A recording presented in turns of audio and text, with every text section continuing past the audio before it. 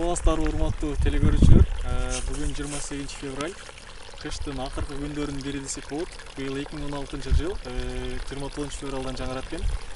Бүгүн бул биз Верхний Жал десек да болот. Үстүңкү Жал микрорайонунда, Бишкек шаарында экинчи жолу тартуубузду көрсөтүп атабыз. Бул жерде бадыраң көчөттөрүбүздү жерге отургуздук 2 күн мурун. Бүгүн ошону суугарып, аны дагы бир солуп калгандарын оңдоо максатында келдик. Бул жер 56 метр квадрат, мындайча айтканда жарым сотук жер. Анан бул темирлер атайын ушул туннель үчүн жасалган. Метр 45 сомдон сатып алынган. Буну базарлардан строй материал саткан жерден алсаңыздар болот. Анын иперүүсү ар бири 70 сомдон туура келди. Бул жерде 8 дана ушундай темир бар. Бул жиптерди дагы ошол 150-200 сомдон 200 метрин сатып алсаңыздар болот. Кадимкилер пресс жип. Экөөнү бири-бирин тартып, бекем кармап туруш үчүн бул жактарын чукуп туруп, анан жерге көмгөнбүз, четтерине таштар менен катырганбыз. Бул жерде бадыраң өсүмдүгү негизинен жанагы эле Шандиния сорту. Эрте жазда картона картка куруп, экөөнүн аралыгы 30 сантиметрден, тереңдиги болсо негизи 10 сантиметрге чейин себилет, бирок биздики көчөтүбүз бир аз узап кеткен үчүн жарык жетпей, ошого биз тереңирээк секкенге аргасыз болдук.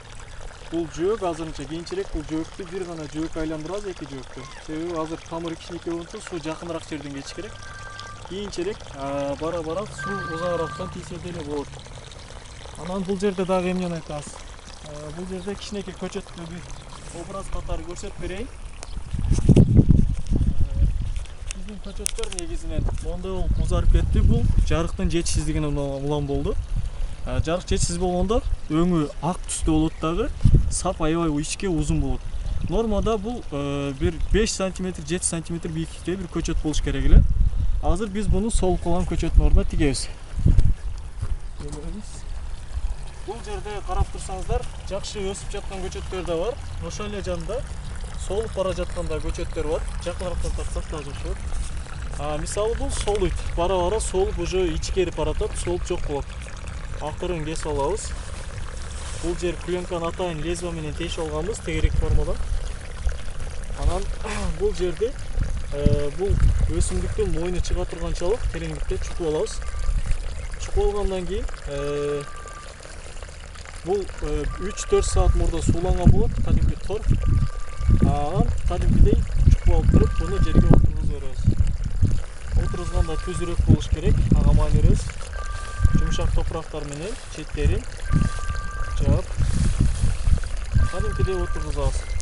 Үстүңкү катмары канчалык жөнөкөй топурак болбосо, ошончолук жакшы болот. Кырк болсо дагы жакшы болот, себеби суу менен сууланганда бул жер катып калбаш керек. Ошого кырк менен байласаңыздар болот. Азырынча ушул маалыматтар. Саламатта калыңыз. Дагы кийинки көрүүбүздө көрүшкөнгө чейин.